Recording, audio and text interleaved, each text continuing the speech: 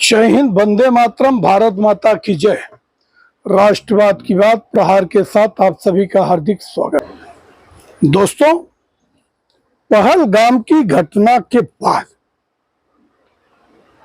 जैसा अग्रेसन मोदी जी का है, उसको देखकर अपने देश के जितने विरोधी दल हैं, अब उनको लग रहा है कि आने वाले टाइम में अब सत्ता के सिंहासन तक पहुंचना फिर कठिन हो जाएगा। क्योंकि जब 2024 के चुनाव में बीजेपी 240 पे आ गई थी और इन लोगों को लगा था कि अब मोदी युग खत्म हो गया, मगर पहले वक्फ बोर्ड अमेंडमेंट बिल के लिए जो हिम्मत दिखाया मोदी ने, उसके बाद ये जो पहलगाम की घटना हुई, इसके बाद जो मोदी जी का अग्रेशन है, हर दिन एक नए आयाम कि जहां अमेरिका लगता है कि अपने देश वाले अमेरिका के डोनाल्ड ट्रंप को सुपारी दे दी है और अमेरिका फ्रंट फुट पे खेल रहा है। डोनाल्ड ट्रंप कहते हैं कि मैं भारत और पाकिस्तान के बीच में समझौता करा दूंगा और अपने मन से ही वो सीज फायर की घोषणा करते हैं, जबकि और जैसे ही सीज फायर के घोषणा की चर्चा होती है, वैसे कांग्रेसी स्लीपर सेल एक्टिव हो जाता है। ये जितने बिके हुए पत्रकार खलियर खैराती ये एक्टिव हो जाते हैं और एक कहते हैं कि देश को याद आ गई इंदिरा गांधी। इतने शर्म की बात है कि जिस समय अनायास दूसरे के फट्टी में उंगली लगाई थी, अगर हमारे 39,000 सैनिक मारे गए थे और जब 93,000 पाकिस्तानी सैनिकों ने आत्मसमर्पण कर दिया था, तो बाद में शिमला समझौते के टेबल पे बैठकर वो सब कुछ हार गई। ऐसे हुआ जैसे कि 100 करोड़ हिंदुओं के मुंह पे थूक कर एक मुल्ले के साथ निकाह कर लिया था, कि रखेल बन गई थी, जो कि सिर्फ स्टैंप के लिए फिरोज खान को यूज किया, बाकी तो जीवन के साथ मजा लिया वो ब्रह्मचारी नहीं।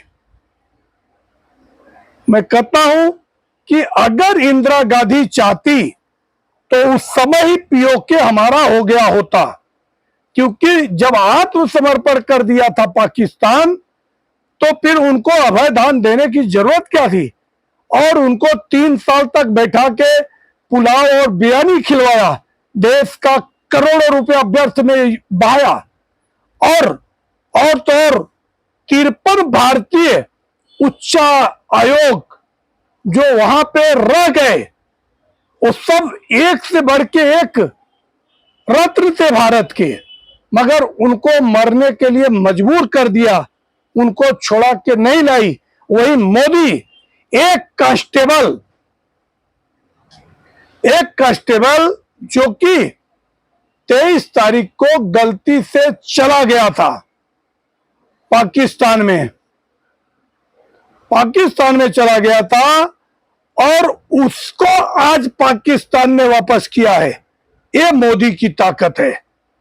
मगर अपने देश के जो बिके हुए पत्रकार हैं खलियर खैराती, वो कहते हैं कि मोदी अब अडानी और अंबानी के लिए झुक गया। दोस्तों, अंदर की जो रहस्य की बात है कि अगर बगैर कुछ खोए कुछ मिलता नहीं है। अब मोदी ने जो कूटनीति दिखाई है, अमेरिका इस समय घुटने पे आया है। अब जब अमेरिका घुटने पे आया तो पाकिस्तान की क्या औकात। और हमारे देश में मांग हो रही है पीओके भारत में मिला लेना चाहिए, मगर मैं एक बात कहना चाहता हूं, पीओके अगर भारत में मिलाना है तो उसको यूनियन टेरिटरी बनाना चाहिए। क्यों? ये जो सुअर की औलादे हैं ये कभी भारतवासियों के हितैषी नहीं हो सकते। जैसे जम्मू कश्मीर में करोड़ों रुपए पानी के जैसा बहाने के बाद जब वहां पे चुनाव हुआ तो वहां पे विकास से कुछ लेना देना नहीं। वही जो अब्दुल्ला खानदान जो कश्मीर को बदहाल बना के छोड़ा था, उसी अब्दुल्ला को वापस कुर्सी दे दिया। ओह, अंदर खोलो अंदर। दोस्तों, इसके लिए मैं कह रहा हूं कि ये मोदी की जो कुटिल नीति है वो अपने कूटनीति से पूरे देश को, पूरे विश्व को एक संदेश दे दिए है कि ये आज का नया दौर है, ये भारत है, ये झुकने वाला भारत नहीं है। ये चाहे अमेरिका हो, चाहे फ्रांस हो, चाहे जर्मनी हो, चाहे कनाडा हो, चाहे जापान हो, चाहे चाइना हो। साथ ही अब देखो इधर पाकिस्तान से रस्साकसी चल रही है, उधर अरुणाचल प्रदेश में कुछ स्थानों का नाम चीन ने बदल दिया, नामकरण कर दिया। अब ये चीन की हेकड़ी अभी गई नहीं। JS-17 अभी उसकी जो हालत हुई पूरा विश्व देखा, और ये नहीं जानते हैं कि अभी मोदी ने जो एक और ब्रह्मास्त्र ब्रह्मोस का जो अभी परीक्षण किया है, JS-500, अब S-400 ने जो कि उसके 20-25 ड्रोन को ऐसा धूल चटाया, जो कि तुर्की ड्रोन के लिए जाना जाता है, मगर तुर्की के ड्रोन यहां पे ऐसे चारों खाने चित्त मिले, एक भी कोई हादसा नहीं कर पाए, वो अपना कोई जोर नहीं दिखा पाए, सिर्फ मलबे उनके भारत में देखने को मिले। दोस्तों, अब जो JS-500 का जो लॉन्चिंग हुआ है, जो समझौता हुआ है भारत और रसिया का, कि और रसिया में यूज मॉस्को में लगाया गया है, मॉस्को में एक बाल बांका नहीं कर पाया अमेरिका के बड़े बड़े फाइटर भी। यूक्रेन क्या नहीं किया, मगर एक बाल बांका नहीं कर पाया रसिया में मॉस्को का।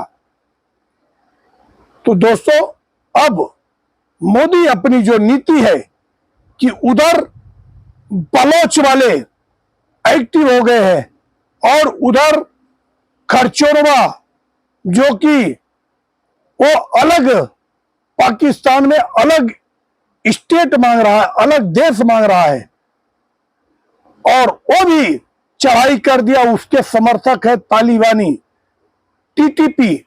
अब टीटीपी आर्मी जो है वो अलग विद्रोह कर दिया है और इधर बालोच वाले अलग विद्रोह कर दिए। मोदी ने एक्शन लिया कि एक शाह को लाने के लिए पाकिस्तान के 2 आर्मी को किडनैप करवा लिया, टीट फॉर टैट, और सरेंडर करके आज शुक्रवार के दिन वापस कर दिया। दोस्तों, ये मोदी है तो मुमकिन है, आंख में आंख डाल के बात करने वाला और घर में घुस के मारने वाला। मैं इंडियन आर्मी के जाबाज बहादुरों को उतनी क्रेडिट देता हूं जितना नरेंद्र मोदी को देता हूं। और आज ये जो अपना सड़ा हुआ विपक्ष है, जो आज सेना को पूरा श्रेय दे रहा है, ये सेना क्या 2008 में नहीं थी? जब मनमोहन ने क्या किया, जब 169 मुंबईकर को मार के चला गया, तो एक विषय बहुत लंबा हो जाएगा। तो सबसे अगर कोई कमजोर प्रधानमंत्री साबित हुआ था तो मनमोहन सिंह हुआ था। मगर आज हिजड़े हिजड़े आज मोदी को कहते हैं। दोस्तों, मोदी चुन के मारने वालों में से है, झुकने वालों में नहीं। ये झूठे अफवाह पे न जाए। मोदी के वीरता पे और हमारे देश की सेना के वीरता पे कभी शक नहीं होना चाहिए। अगर आपको हमारा विश्लेषण अच्छा लगे तो आप हमारे चैनल को सब्सक्राइब करें और अपने दोस्तों को शेयर करें। जय हिंद, वंदे मातरम, भारत माता की जय।